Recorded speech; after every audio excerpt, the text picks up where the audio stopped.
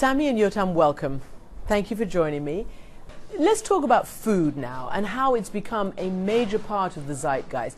Time magazine devotes its cover to it, the gods of food. Meet the people who influence what and how you eat. And sure enough, Ottolenghi, Yotam and Sami are inside.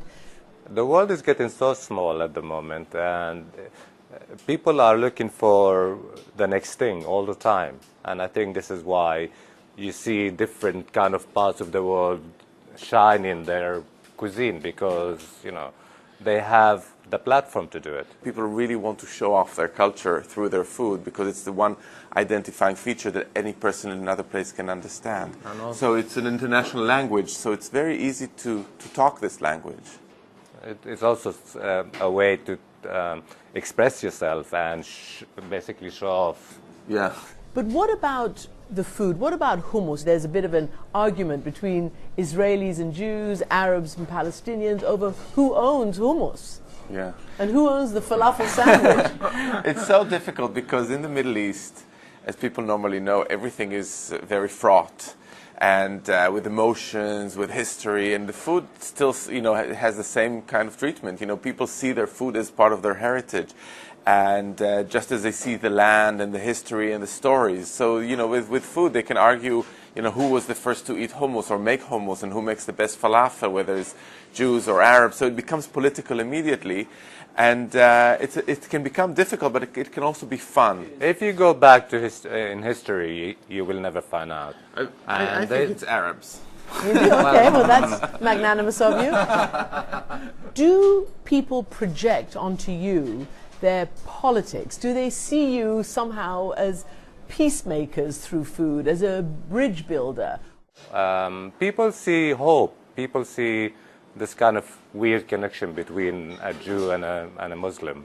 And it gives them somehow, I don't know, like a ray of light to the whole story. So I always have to remind people that we are not typical representatives of our cultures. We live far away.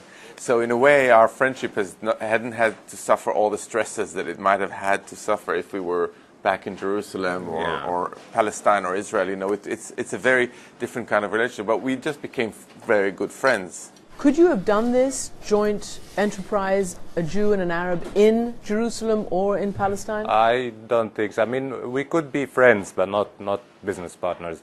With every suicide bomber, with every political crisis, it puts people start asking questions, becoming critical. And I think for us here in London, you know, an international city far removed from all the strife of the Middle East, it's kind of easy, but over there it would have been very difficult. Your book has been translated into many languages, but not into Hebrew and Arabic. Why not? Good question. I don't think we get enough credit from Israel and the Arab world. And the Arab world is a little bit more different than Israel, because they are very, very conservative about their food and what they try and not try. And we break the rules. Because we take the Palestinian or any Arab or Jewish food and we kind of play around with it and make unusual combinations. And if you're a traditionalist, you won't do that. And the books have not been translated also because our relationship is quite controversial. Because, you know, it's a Jew and an Arab working together and creating. We speak about this in the context, of course, of these incredible divides. There's a so-called peace process going on right now between Israel and the Palestinians. We don't know where it'll lead. For peace, you have to understand the story of the other. Yep. Do you understand the story and accept the story of the Palestinians, and vice versa? Yes, I have always felt very strongly about the story of that particular other, which is the other that we've got, you know, our neighbors. And I've always felt very empathetic, and also that our faiths are entangled, you know, that there isn't just Palestinians and Jews. If we are bound to live together, so you have to make it work. And in order to make it work, you need to be very respectful of that otherness. And I think part of the reasons why we have such a good relationship is because both of us are not extremely chauvinistic about our culture. You know, we are very accepting to others, all others, and so it's quite easy. I don't need to make a huge effort to become friends with Sami because it just comes very naturally. And Sami, as an Arab growing up in East Jerusalem, do you understand I the do, history of yeah, I the do Jews? understand, and I do accept the whole situation, sadly, because I grew up in a house that, you know, it doesn't matter what religious you are, you know, as long as you're a good person, you know, you accept it.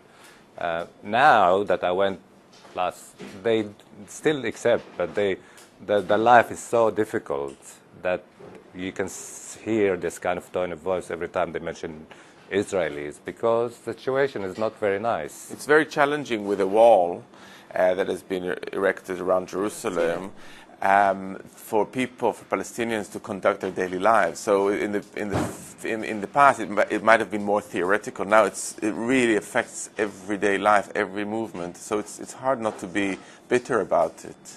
And what do they think about you being partnered with They're with very the Jews? supportive. They're very, very supportive. They wanted to hear that he's actually accepted me and, you know, understand me before they actually say yes to him, which is very nice. So you had to get approval from the family. I don't blame them. You growing up in an Arab household, what role did food have for you? A big role. It wasn't just food. It was more like a lifestyle. It wasn't just eating because you're hungry. They will discuss while they're having breakfast what they're going to do for breakfast the next day, lunch and dinner, and it will go on and on every day. And the hospitality thing around food. It's an open house that people can come in and go, and we always have enough food to feed, you know, an army, and it was always like this. Sami always used to tell me how a group of women used to cook in his house, not only his mother, but all the aunties and, you know, grandmothers together for celebration, for Muslim celebrations. And that's the image I've got of your household, you know, bunch of women cooking together. Yotam and Sami, thank you very much indeed for joining me. Thank you. Thank you.